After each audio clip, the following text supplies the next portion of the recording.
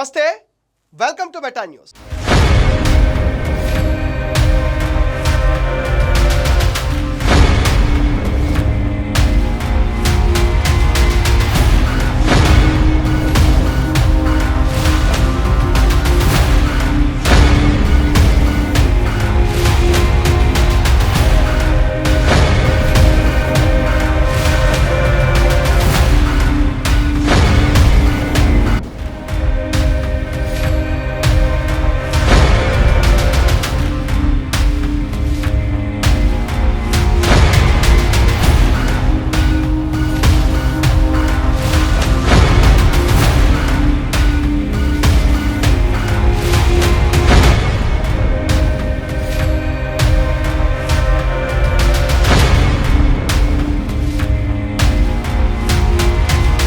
నెల్లూరు జిల్లా ఒకప్పుడు వైసీపీకి కంచుకోట.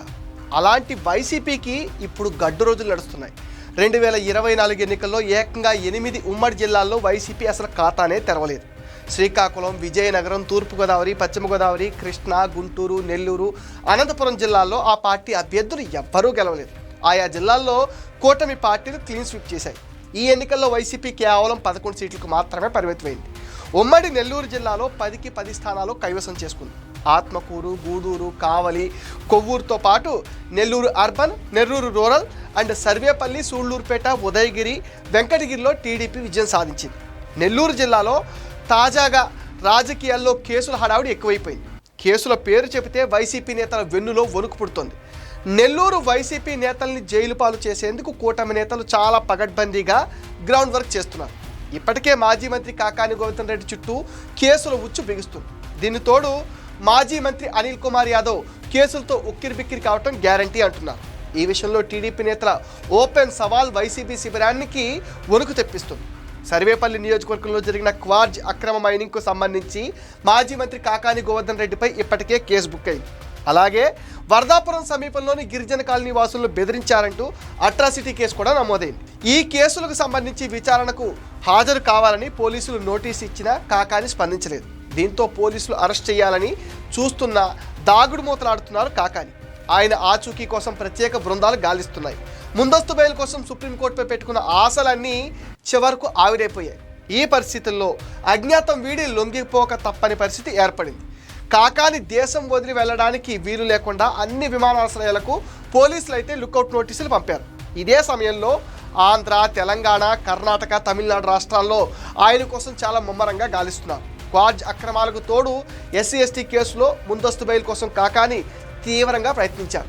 తనపైన కేసులు లేవంటూ కోర్టునే తప్పుదారి పట్టించేందుకు ప్రయత్నించారని, ముందస్తు బెయిల్ ఇవ్వాలని ఆయన దాఖలు చేసిన పిటిషన్ను సుప్రీంకోర్టు తోసిపుచ్చింది. 2024 ఎన్నికల అఫిడవిట్లో కేసుల వివరాలను ఏపీ ప్రభుత్వం కోర్టుకి తెలిపింది. దీంతో కాకాని కోర్టుకు తప్పుడు సమాచారం ఇచ్చారని, తమను తప్పుదారి పట్టించే ప్రయత్నం చేశారంటూ కాకానిపైన మండిపడింది. కేసుల్లో దర్యాప్తు కొనసాగుతుందని, వాస్తవాలేమిటో స్పష్టత రావాల్సిన అవసరం ఉందని, ఈ నేపథ్యంలో అరెస్టు నుంచి మినహాయింపు ఇవ్వలేమని తేల్చేసింది. మరి కాకాని పోలీసులకు లొంగిపోతారా, ఇంకా దాగుడు మూతలాడతారో చూడాలంటున్నారు. వైసీపీ ప్రభుత్వ హయాంలో ఉమ్మడి నెల్లూరు జిల్లాలో పెద్ద ఎత్తున అక్రమాలు జరిగాయంటున్నారు. ఆ దిశగా పూర్తి స్థాయిలో దృష్టి సారిస్తున్నారు టీడీపీ నాయకులు. మరో మాజీ మంత్రి అనిల్ కుమార్ యాదవ్ వంతు వచ్చినట్టుగా చాలా క్లియర్ కట్గా కనిపిస్తుంటున్నారు రాజకీయ పరిశీలకులు. నెల్లూరు ఎంపీ వేమిరెడ్డి ప్రభాకర్ రెడ్డి ఆధ్వర్యంలో సైదాపురం మండలంలో అక్రమంగా తెల్లరాయి తవ్వేసుకుంటున్నారని తాజాగా ఆరోపించారు అనిల్. ఇందుకు సంబంధించి పలు పత్రాలను కూడా విడుదల చేశారు ఆయన. వేమిరెడ్డికి అనుకూలంగా ఉన్న గనులకు మాత్రమే అధికారులు అనుమతులు ఇచ్చారని, మిగతా వాటికి ఎందుకు ఇవ్వటం లేదని ప్రశ్నించారు ఆయన. వారం రోజుల్లోపు ప్రభుత్వం స్పందించుకుంటే తాను గనుల యాజమానుల తరపున ఆందోళన చేస్తానని కూడా హెచ్చరించారు అనిల్. దీంతో నష్ట నివారణ చర్యల కోసం టీడీపీ నేతలు రంగంలోకి దిగారు. వేమిరెడ్డి తరపున టీడీపీ జాతీయ ప్రధాన కార్యదర్శి ఎమ్మెల్సీ బేదార్ రవిచంద్ర స్పందించారు. అనిల్ కుమార్ యాదవ్ మంత్రిగా ఉన్న సమయంలో గూడూరు, సైదాపురం ప్రాంతంలో అక్రమ మైనింగ్ ఏ స్థాయిలో చేశారో అందరికీ తెలుసు అన్నారు. అప్పట్లో గనుల యాజమానుల నుంచి తెల్లరాయంతా అనిల్ వర్గీయులే ఇష్టం వచ్చిన రేటుకు కొని భారీగా ఎక్స్పోర్ట్ చేసి అడ్డగోలుగా సంపాదించారని ఆరోపించారు.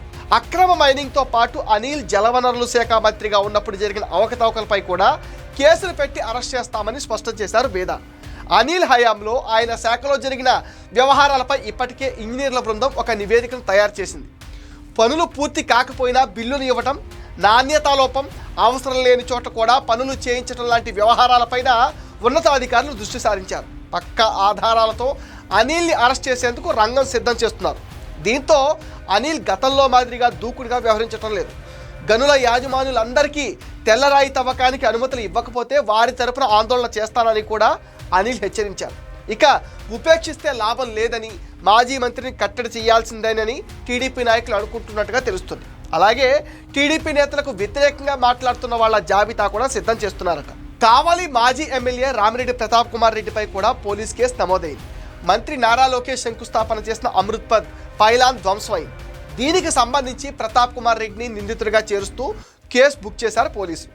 ఒక్కొక్కరిగా వైసీపీ నేతలు కేసుల్లో బుక్ అవుతుండడంతో రాబోయే రోజుల్లో ఏం జరుగుతుందోనన్న ఆందోళన వ్యక్తమవుతుంది.